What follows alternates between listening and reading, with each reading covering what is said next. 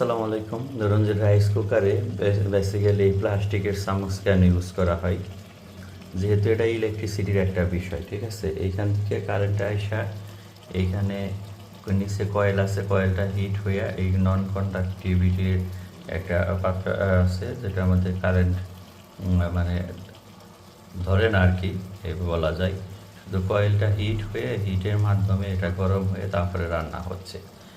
তো by chance আপনি যখন এটাতে নাড়তে যাচ্ছেন, তখন যদি কোনো কারণে কোনো সময় কন্ডাক্টিভিটি হবে না, আশা করি, তারপরে বাই চান্স হতে পারে, তখন এটা আপনাকে একটা প্রোটেকশন হিসাবে কাজ করবে। যদি এইখানে ধরলে শুধু গরমই লাগতেছে, কারেন্ট ধরার সম্ভাবনা নাই, কারণ কয়েল হিট হয়ে হচ্ছে। যদি কোনো সময় শর্ট হয় সেটা আলাদা বিষয়, সেটা একটা দুর্ঘটনা। আর তাপেরও একটা বিষয় আছে। বেসিক্যালি এটা একটা সেফটি এবং তাপের হতে রক্ষা এবং প্লাস